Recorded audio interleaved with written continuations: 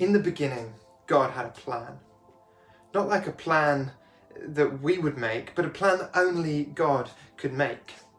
You see, right from the start, our plans usually involve starting tribes. You know, this is my tribe, that's your tribe, and let's keep it that way, shall we? So I don't need to tell you that 2020 was a year of tribalism and division, of people putting up barriers and throwing stones at the other side. Well, it's always been like that. Even 2,000 years back when Jesus was on the earth, it was like this. There were divisions within the Israelites right from the beginning. Some thought this, some thought that. Some had this history, some that. And we do not associate with the other side because right from the start, it's been my tribe and your tribe. And that's the way it should be. Right through history, my tribe, your tribe. My tribe, your tribe. Maybe in your own life, my tribe and your tribe. I don't know. But in the beginning, God had a plan.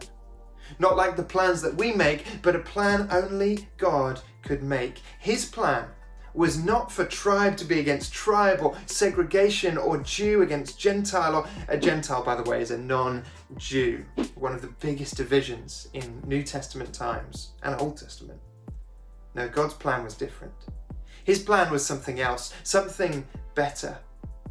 This is where the church comes in, the house that we're talking about this term. Ephesians chapter 2 focuses in on this division between Jew and Gentile because it was such an issue for them. If you were a Jew, you were in. You were God's chosen people. If you were a Gentile, well, sorry mate, but you're not. And in this chapter, Paul addresses the problem. He says, guys, remember, once you were separate.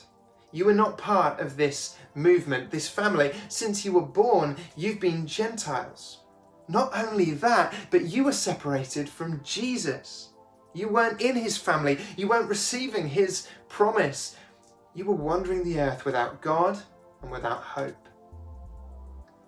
But now in Christ Jesus, you have been brought near.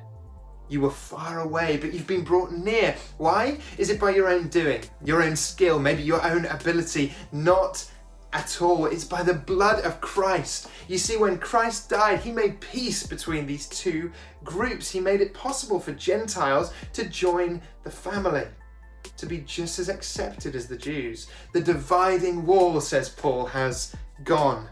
You see, before there was this dividing line between the two peoples, Jews on one side and Gentiles on the other, not Jews. But now that dividing line has been broken because of Jesus, and the two have become one. Because of this, says Paul, all of you, the whole church, are no longer exiles or outsiders, but insiders. You're part of this family, with Jesus at the head, with Jesus holding it all together. He's the cornerstone. So stop. All this is fine. Jews, Gentiles, peace, happy fun. But what does this all have to do with you, member of Source, this week, this month, 2021? Why should you care? What difference does it make? And what does it have to do with church? First of all, it's more likely that you are a Gentile than a Jew. I'm a Gentile, I don't have any Jewish heritage as far as I know. Maybe you do, but that's just it. It doesn't matter. You can be a part of God's family, God's church, and God's promise, no matter who you are. Anybody can be a part of this. That's the first thing. The second thing is this, that you can't stand up and say that person could never follow Jesus. Now they're just too bad. They're not the right type of person or whatever. No, anyone can be a part of this. Absolutely anyone. Third and last, Christians are one family because of Jesus. Get that? It's because of Jesus. It's not because we have lots in common. We don't. It's not because we have achieved certain things in life. We haven't. And it's not because we're all from the same place. It's only and always because of Jesus. So the church is united around him and nothing else. And we can love each other and support each other and look out for each other and encourage each other because we're not separate. We're together, united because of Christ. So this week, this month, this year, I ask you, stand together as Christians because of Christ.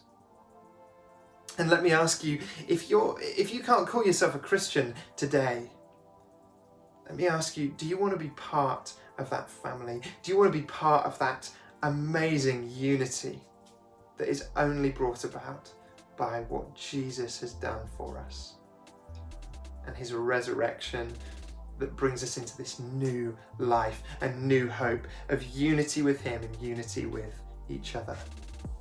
Guys, I'll see you soon. Thanks for listening.